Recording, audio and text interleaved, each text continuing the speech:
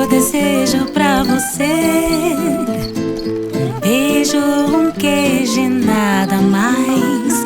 Que esse amor seja eterno enquanto cure e que a felicidade te procure.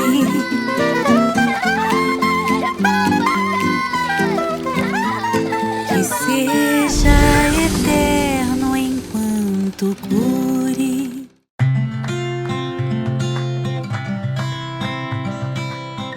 Hoje a gente começa o nosso encontro diretamente de Vitória, no Espírito Santo, onde eu participo de um evento incrível falando sobre o poder do queijo autoral.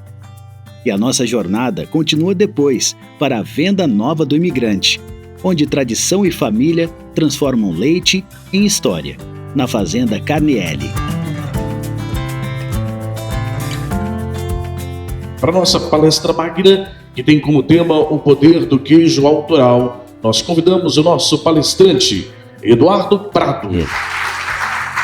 Eduardo Prado é queijista profissional, possui formação em mestre queijeiro e análise sensorial na França, jurado de concursos nacionais e internacionais, criador e apresentador da primeira série sobre queijos da TV brasileira, chamada Que Seja Eterno Enquanto Cure. Vocês, produtores, sabem quanto de história tem por trás de cada queijo produzido, né? Então essa era a nossa missão, mostrar essas histórias para o Brasil.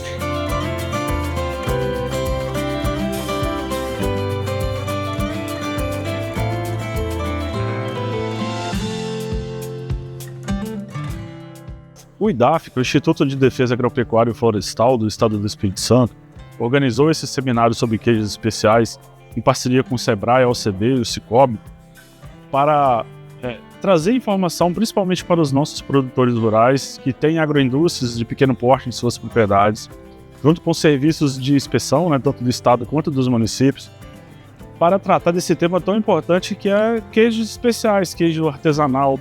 O Espírito Santo é um estado pequeno, mas muito diverso. Existem inúmeras queijarias, mas que ainda ousam pouco na produção de queijos. Então, assim, o nosso intuito é trazer informação.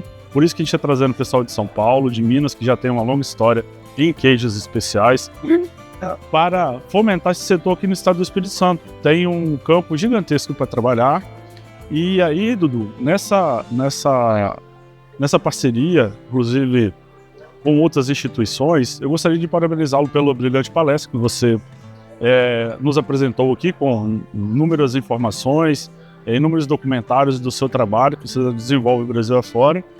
Exatamente, Dudu Prado, como o Eduardo falou, o desafio foi lançado, precisamos ter um queijo autoral e na sua palestra foi excelente, porque nossos produtores de queijo ficaram encantados e todos aderiram ao desafio. Parabéns, parabéns ao IDAF e parabéns ao governo do Estado.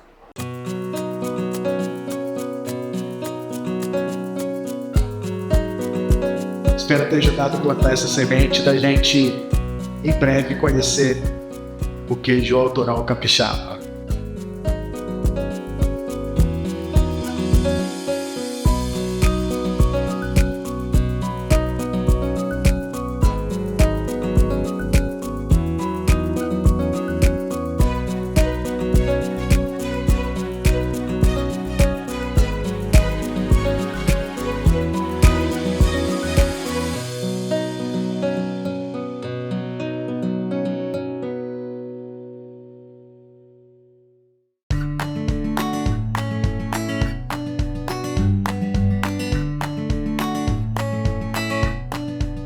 De Vitória, a gente deixa esse encontro das ideias para ir rumo às montanhas capixabas. Nosso destino agora é a Fazenda Carnielli, onde o queijo ganha alma, história e assinatura familiar. É aqui que a tradição encontra o cuidado e a mágica acontece.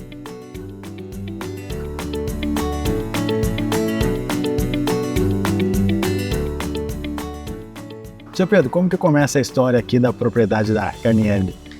Bom, ela começa, na verdade, com os meus bisavós, né? Chegaram aqui no Brasil em 1888, mas aqui em Venda Nova, nessa propriedade, eles adquiriram em 1921. Então eles vieram para cá, meu bisavô, o meu avô, que acabou depois tomando conta, depois meu pai, e meu pai passou para nós somos 10 irmãos, éramos 10 irmãos, E tinha uma galera, uns 5 que ficaram por aqui, eu sou um deles, fiz faculdade, voltei para cá. E a gente continua dando sequência até hoje, né? Mas a origem é dos meus avós mesmo, a cultura italiana. E onde entra o leite para depois entrar o queijo nessa história toda? O leite, os italianos, assim, não tinha como vender muita coisa, então tinha que produzir tudo que consumia, né? Então produzia leite, produzia os porcos, produzia milho, arroz, feijão, consumia, tudo que ele consumia quase produzia aqui. E vendia no mídia café, alguma coisa. E o leite sempre teve, né? Minha avó fazia os queijinhos lá, minha mãe. E depois, quando eu terminei a faculdade e voltei para cá, foi uma das alternativas que eu encontrei para melhorar a renda, porque nós estamos já em 4 irmãos, 5 famílias, seriam 5 famílias, né? Então tem que produzir alguma coisa diferente. O leite tem uma renda periódica, né? E fazer queijo era uma alternativa para entregar o produto ao consumidor final. Produzir leite aqui não é muito fácil, região muito montanhosa, mas desde que eu agregue valor, ou faça alguma coisa que não seja vender para laticínio, porque senão vai ser difícil. Mas aí a gente comecei fazendo os queijos que a minha avó fazia, que a minha mãe fazia, só dei outro tratamento depois, né? E esses queijos hoje representam o que na propriedade, assim? Quanto da propriedade? Porque vocês não fazem só o queijo, a gente já vai falar sobre isso. Sim. Eu acho que é um número agora que mas é pelo menos uns 30%, 40% do faturamento, o queijo. Porque ele tem o café, tem a parte agrícola também, que a gente continua produzindo, né? E tem o agroturismo, o turismo que a gente vende os produtos aqui na loja, vende produto nosso e de outros também.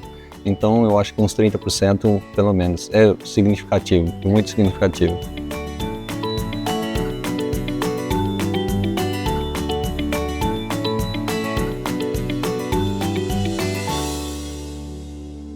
O senhor falou do agroturismo.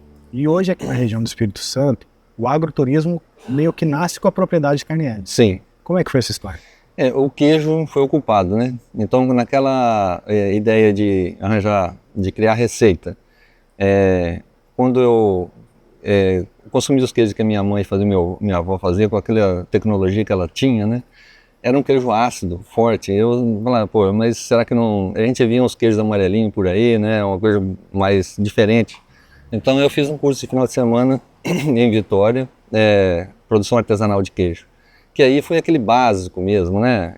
Higiene, coagulação, coalho, fermento, corte da massa, temperatura. Então aquilo, quando eu cheguei no outro dia, já comecei a mexer nisso. Porque eu pensava assim, se o laticínio que produz aí 30, 40 mil litros por dia ficar igual eu aqui, meio dia para fazer 2 peças, eu acho que não vai ter uma cidade para fazer aquilo lá, né? Então deve ter uma tecnologia, e é aquilo que, né, que a gente foi buscar. E eu comecei fazendo esses queijos diferente, ficou mais amarelinho, mais gostoso, então foi o empurrão.